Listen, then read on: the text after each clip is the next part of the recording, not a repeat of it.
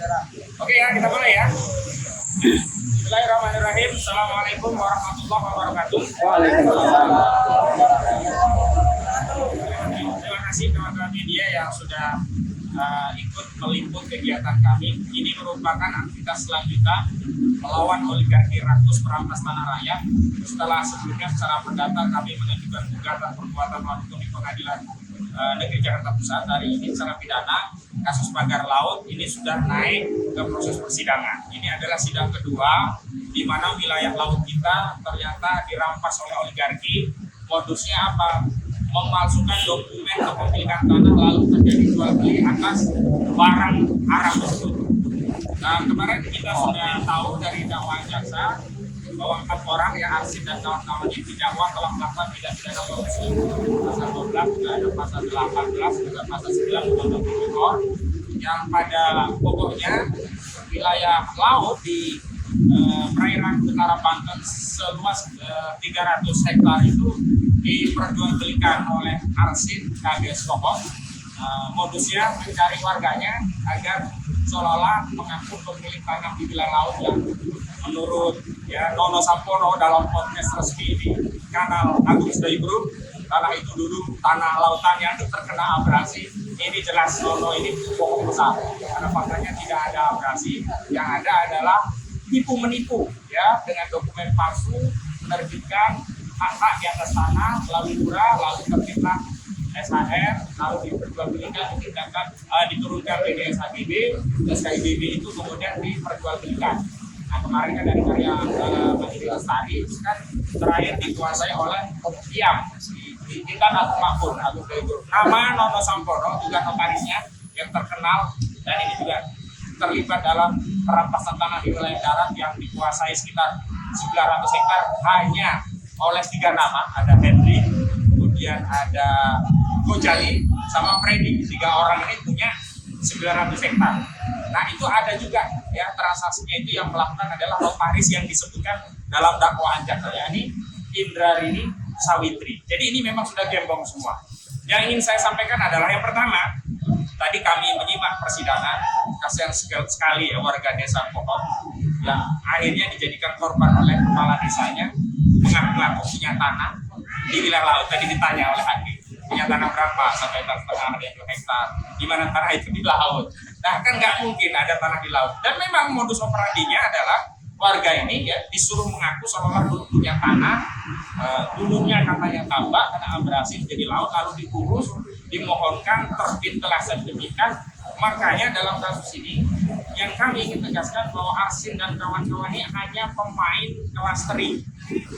Jadi mereka hanya pemain yang melakukan operasi untuk merampas wilayah kedaulatan negara kita yang di laut ya dengan tangan-tangan mereka untuk diserahkan kepada Agung Sedayu Group. Karena pemilik wilayah itu adalah untuk proyek PIK 2, Pantai Indah Kapuk 2. Terbaca dari mana? Dari yang menguasai SHGB-nya. Dan ini sudah diakui juga oleh Agung Sedayu Group melalui kuasa hukumnya, yakni Mu'anas Alaidin, yang menyatakan memang tanah-tanah itu dimiliki anak usaha Agung Sedayu Group, dan kita tahu sudah dirilis juga oleh Menteri ATR Kepala BPN yakni Busro Wahid, yakni ada 2 anak usaha Agung Sedayu Group yang menguasai SHGB di wilayah laut ini, yakni ada IAM PT Intan Agung Makmur dan ada PT CIS Cahaya Sentosa, ada 243. Yang terakhir, saat rapat di Komisi 3 DPR RI, Busro Wahid menyampaikan bahwa 210 SHGB yang dimiliki grup Agung Sedayu lewat anak usahanya ini sudah dilepaskan haknya. Tapi sederhananya begini, ada perampasan. Tidak boleh orang yang merampas wilayah laut kemudian dianggap selesai setelah mengembalikan tanah wilayah laut kita. Kasarnya ada maling, dia mengembalikan barang curian, enak saja kalau udah dikembalikan dia tidak ditangkap. Maka kami menuntut pemain di perampasan wilayah kedaulatan laut ini untuk diproses hukum semuanya. Jangan berhenti hanya pada Arsin, harus sampai kepada Aguan dan Antoni Salim. Kenapa? Karena Aguan dan Antoni Salim ini pemilik Pantai Indah Kapuk 2 melalui PT Pani, yakni grup Salim dan juga grup Agung Sedayu. Jadi ASG, Agung Sedayu Group dan Salim Group inilah pemilik saham yang kalau PIK 2 untung gede, mereka ini yang jadi diuntungkan, yang jadi kaya raya karena proyek Pantai Indah Kapuk 2. Jadi nggak bisa mereka lepas tangan. Karena apa? Nggak mungkin arsip ya mengukur laut untuk diterbitkan sertifikat kalau nggak ada penampungnya. Nggak ada yang pesen, nggak ada yang mau beli. Dan Agung Sedayu nggak boleh dia dikatakan sebagai pembeli beritikat baik. Udah tahu laut kok dibeli, berarti itu pembeli beritikat jahat. Mana ada orang udah tahu laut ada sertifikat dibeli. Nah, jadi selama ini kan melalui Muanas Al-Aidin dalil mereka bahwa Agung Sedayu nggak beli, udah bayar pajak. Ya nggak benar, beli barang haram nggak bisa dibenarkan.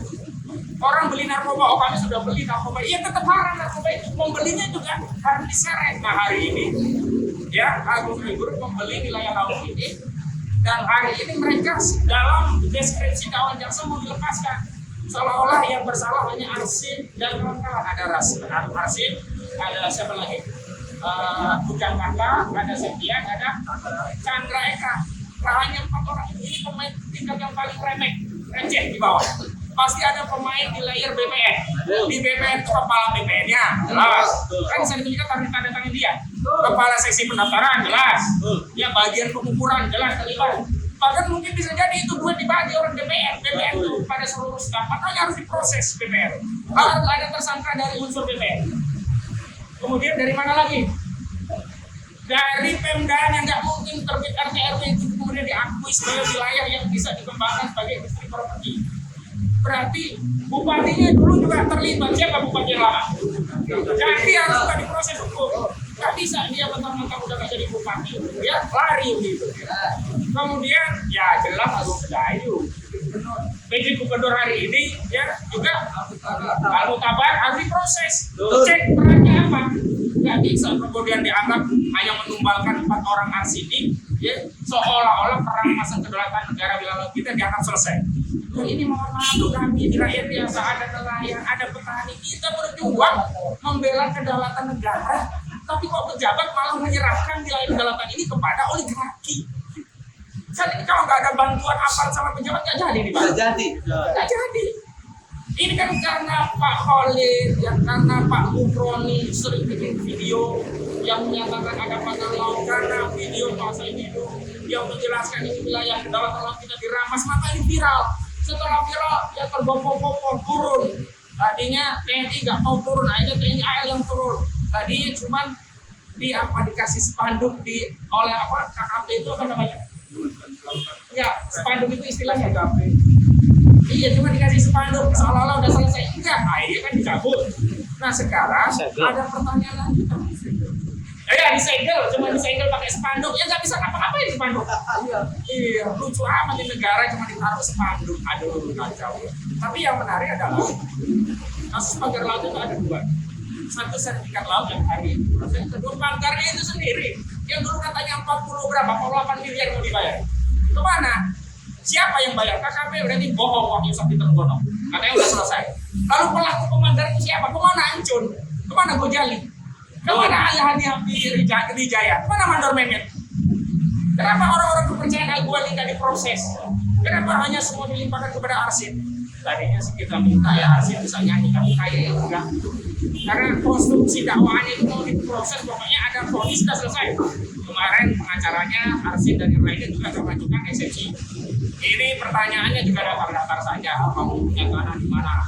Artinya nggak akan masuk ke oligarkinya. Karena itu kita harus menyuarakan, nggak mungkin ada wilayah laut di terminasi kalau belum ada yang mesen, ada yang indek, ada yang punya rencana industri properti. Nah, siapa yang punya wilayah di situ ada industri properti? Dia penjual. Punya siapa penjual? Pantai Indah Kapuk 2 yang 2 grup anak usaha, 2 grup besar. Siapa? Salim Group dan Agung Sedayu Group. Salim Group punya Antoni Salim, Agung Sedayu Group punya Aguan atau Sugiarto Kusuma. 2 orang itu harus diperiksa. Enak saja mereka keluarin duit pesen wilayah laut. Bukan nggak mungkin nggak tahu. Karena nggak mungkin orang keluarin duit sebelum tahu ini untuk apa. Kalau tahu untuk beli wilayah laut, dia kemudian tetap ngasih berarti ikut terlibat dalam kejahatan. Makanya harus seret juga ini Antoni Salim dan Aguan. Ya juga siapa? Alian Nabi Ali Jaya. Ini yang kabar saya terima, ahli Hanafi Al Hidayah itu dapat per meter 500.000, dibagi ke asing cuma 10.000, sisanya untuk bayarin aparat dan pejabat itu, di BPN lah, kemudian di kepolisian lah, di mana-mana. Gak mungkin kalau itu nggak ada duit jadi itu sertifikat. Kemudian dijual ke aguan 2,5 juta, jual lagi ke grup panitia 5 juta, jual lagi ke si siapa saling grup siapa pemiliknya, atau disalin 10 juta. Maka hari ini mereka sebenarnya bukan hanya rugi 30 miliar, sudah rugi 30 triliun karena mereka beli itu sebenarnya 10 juta per meter. Wajar kenapa? Karena akan dijual 30 juta per meter seperti di Big 2. Kapling siap bangun berapa? Ya, soal kasus Pagar Laut. Kenapa kami hadir di Pengadilan Negeri Serang? Karena kami berkepentingan ada kasus Pagar Laut bisa diungkap secara terang benderang siapa dalang utamanya, siapa pelaku aktor intelektualnya.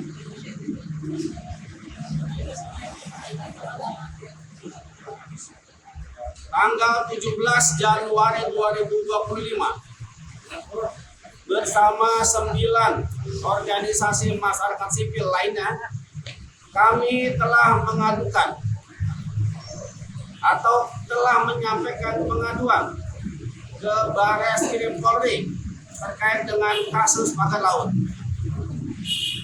Dan kami telah menyerahkan beberapa nama yang diduga terlibat dalam kasus Pagar Laut. Arsin adalah salah satu yang kami laporkan selaku Kepala Desa Kohot bersama 6 nama lainnya. Namun 6 nama ini tidak ditetapkan sebagai tersangka oleh Mabes Polri, dan tentu itu kami sayangkan sekali. Padahal kalau berkaitan dengan kasus tindak pidana korupsi, maka semestinya harus ada pihak swasta yang terlibat, harus ada pihak korporasi yang diseret dalam pengadilan. Tapi faktanya adalah korporasi yang kami sampaikan di situ ada peran Agung Sedek Group tidak menjadi pihak yang dijerat sebagai pelaku tindak pidana korupsi. Jadi alih-alih untuk mengungkap kasus ini secara terang benderang, yang terjadi hanyalah tontonan biasa yang hanya untuk menyenangkan publik, menyenangkan masyarakat Indonesia bahwa kasus Pagar Laut sudah dinyatakan selesai melalui putusan pengadilan dan mengaburkan pelaku yang sesungguhnya. Jadi perlu kami ingatkan lagi kepada publik bahwa dalam kasus Pagar Laut termasuk juga pemalsuan HGB itu memang ada indikasi keterlibatan orang-orang besar di dalamnya. Tadi sudah disampaikan bahwa ada Akuan di situ, ada Antoni Salim, termasuk ada Afran Ali Hanafi, kemudian ada Mandut Nemer, ada Engson alias Gojali. Nama-nama ini sama sekali tidak terdengar dalam perkara ini. Jadi kami akan terus mengawal proses sidang ini untuk memastikan bahwa nama-nama yang telah kami sebutkan itu juga diperiksa dan dipanggil dalam perkara ini. Yang kami minta kepada kejaksaan untuk juga menetapkan nama-nama ini sebagai tersangka. Jadi kasus Pagar Laut bukan kasus biasa yang panjangnya kurang lebih 30 km itu, bukan semata-mata pagarnya sudah dicabut, tapi pelakunya juga harus ditangkap dan dijebloskan ke dalam penjara. Kami masyarakat Tangerang, masyarakat Serang, masyarakat Banten, dan umumnya masyarakat Indonesia ingin menyaksikan bahwa peradilan ini berjalan secara fair yang bisa mengungkap lebih jauh dalam aktor intelektual di balik kasus ini. Yang kami yakini bahwa ini adalah berkaitan dengan proyek Pantai Indah Kapuk 2. Kami ingin meyakinkan lagi bahwa kasus ini sangat terkait dengan proyek reklamasi yang akan dikembangkan oleh proyek Pantai Indah Kapuk 2. Jadi kalau korporasinya tidak lengkap, Agung Sedayu Grupnya sebagai badan usaha tidak diseret ke pengadilan, maka buat kami ini hanyalah tontonan belaka. Sidang ini hanyalah menjadi sidang dagelan. Hanya untuk menghibur para penonton saja. Jadi kami minta hukum jangan dibuat main-main. Ini bertanggung jawabannya adalah dunia dan akhirat. Siapa yang terlibat, seret pengadilan. Jaksa penuntut umum, hakim-hakim yang mau main mata soal kasus ini, maka jaminannya bisa nanti masuk neraka. Jadi sekali lagi kepada masyarakat, kepada publik, kita harus kawal kasus pagar laut, kasus tindak pidana korupsi pemalsuan HGB di atas laut. Siap. Karena kalau ini jebol, maka kami tidak bisa mengatakan bahwa perairan Indonesia akan semuanya dikuasai oleh oligarki abuan dan atau saling. Jadi kita harus pertahankan tanah air kita di Banten. Ya, jangan sampai jebol masuk ke Jawa Timur, Jawa Tengah dan seluruh wilayah Indonesia. Jadi Banten adalah pertaruhan kita. Banten adalah medan jihad kita. Amin. Insya Allah kita sebagai pejuang-pejuang akan selalu konsisten dalam menegakkan amar ma'ruf nahi munkar, walaupun intimidasi, ancaman masih terus jalan terus depan kita semua. Insya Allah bagian ini adalah bagian jihad fisabilillah. Terima kasih. Wassalamualaikum warahmatullahi wabarakatuh. Assalamualaikum warahmatullahi wabarakatuh. Ya mati proses dari mulai gegernya pagar laut kemudian sampai sidang akhir. Kami hanya ingin berpesan kepada saudara-saudara kami, terutama kepada Pak Arsin, sahabat saya Sabtia, sudahlah, sadarlah kembali ke jalan yang benar. Kalian mau membela siapa sesungguhnya? Dan sesungguhnya kita ini sedang melawan penjajah. Jangan sampai kemudian bikin kami ragu untuk memukul para penjajah ini. Karena di depannya ternyata ada saudara-saudara kami. Sadarlah, insya Allah kita akan bersama-sama berjuang membela tanah kelahiran kita. Ngapain juga? Toh kalau kita mati juga, yang untuk kuburan juga saudara kita. Iya. Yang mengajikan Yasin juga saudara kita. Iya. Enggak mungkin Abuan atau Antoni Salim mengajikan atau mendudukan buat kuburan kita kelak nanti. Sadarlah, kalian adalah saudara saya juga. Jangan kita sampai mau diadu domba saudara sama saudara. Bukan persoalan mental berani nggak berani. Iya. Ukurannya selama itu masih makhluk, kita akan timbang. Gak ada istilah preman atau apa. Selama dia makhluk pasti mati dan tidak akan pernah mati. Jadi tolonglah saudara Sapian, saudara Arvin dan kawan-kawan yang lain. Mohonlah sadar, kembali ke jalan yang benar. Jangan mau dijadikan kacung para oligarki itu. Para abuan, para pendisalim yang sudah menjajah kami. Yang jelas segala sesuatu yang dibeli akan punah. Dan kami tidak pernah dibeli. Dan tujuan kami adalah keabadian itu. Sampai titik darah penghabisan, sampai modal, sampai ke akan lawan itu. Terima kasih.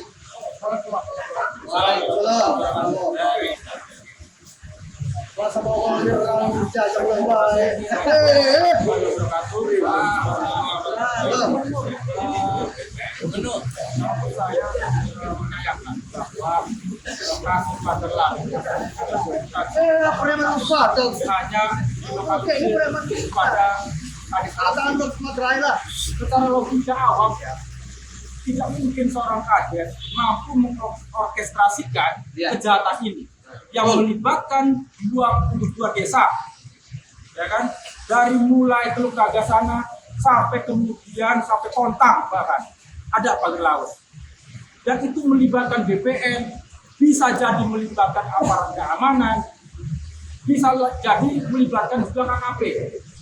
Karena apa? Kita tahu sendiri bahwa wilayah laut itu di situ ada namanya Polair, ada namanya TNI AL, ada namanya Bakamla, SDKP, semua ada.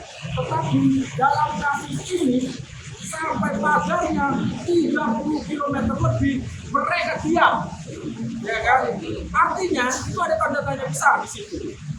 Apakah seorang kadis Arsin mampu mengorkestrasikan sedemikian rupa? Tidak. Mengkonsolidasikan aparat keamanan, DPR, KKP, semua bisa dikonsolidasikan. Menurut saya tidak mungkin. Jadi ini ada pihak yang lebih besar, yang bahkan negara sendiri itu seolah-olah ciut di depan mereka. Buktinya apa? Dalam kasus ini sudah jelas nama-nama yang diduga sebagai pelaku pagar laut, pemagaran laut, operator lapangannya Mandor Mehmet, Mandor yang disuruh oleh Encun, ada Ahmad Ghazali, kemudian dari Ali Arabi, lari ke Aguan dan Anton Salim kalau ngomong kedua, ya kan? Saya pikir negara tidak berani untuk mengusut mereka, bahkan hanya mengolokalisir atau mengorbankan kadis Arsin. Dan itu saya pikir pelaku-pelaku kerucut bawah, ya kan? Nah, ada lagi 48 miliar kata KKP, bukan denda secara administratif karena PKPAP, ML yang tidak ada, sampai hari ini juga eksekusinya saya nggak tahu itu ada atau enggak, kan? Jadi sekali lagi, satu, kadis Arsin, Septian, harus berani mengungkap, kembalilah ke jalan yang benar. Ini demi tanah kelahiran, demi Banten, demi tanah air Indonesia. Takbir! Maka harus diungkap siapa sesungguhnya aktor di balik pemagaran laut, kejahatan pemagaran laut, terutama SAGB, perampasan tanah rakyat, itu harus dibuka sebabnya. Yang kedua, kepada negara, aparat keamanan, kepolisian, kejaksaan, dan juga pemerintah, jangan pernah takut. Jangan pernah takut oleh oligarki hitam. Pagar laut ini adalah menjaga kita bahwa negara hadir di tengah-tengah rakyat. Terima kasih. Wassalamualaikum warahmatullahi wabarakatuh.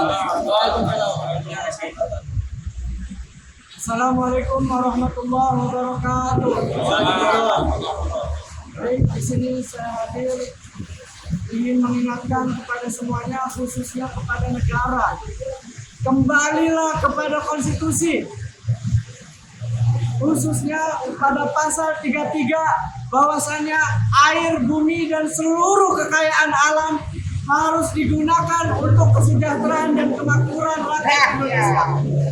Bukan untuk dirampas segelintir orang, bukan untuk dirampas oligarki Big 2, bukan untuk dirampas oleh Aguan dan Antoni Salim. Maka dari itu saya salah satu mahasiswa yang terus mengawal kasus yang ada di Banten ini, khususnya yang di Big 2 ini, sampai pada saat ini terjadi perampasan kedaulatan laut maupun darat yang dilakukan oleh korporasi Big 2. Maka dari itu saya di sini mengingatkan kepada pengadilan harus bersikap fair. Jangan sampai pengadilan dianggap untuk mereka yang kasus-kasus seperti kasus pagar laut ini harus diungkap sampai aktor intelektualnya. Di sini saya mengajak semua masyarakat, semua elemen bangsa untuk mengawal kasus pagar laut ini. Jangan sampai hanya klasteri saja yang ditangkap. Harus kepada aktor intelektualnya juga. Ini adalah soal Banten, soal tanah kelahiran kita. Kita harus membelanya. Dan untuk semuanya tetap semangat dalam memperjuangkan hak-hak rakyat, dan negara harus hadir. Jangan mau kalah terhadap oligarki Big 2, dan jangan-jangan aset negara pun dirampas oleh Big 2. Cobalah negara aktif untuk turun ke lapangan. dirampas oleh oligarki Big 2. Maka dari itu kita akan terus mengawal kasus pagar laut ini sampai semuanya terusut tuntas. Allahu Akbar. Merdeka. Wassalamualaikum warahmatullahi wabarakatuh. Oke.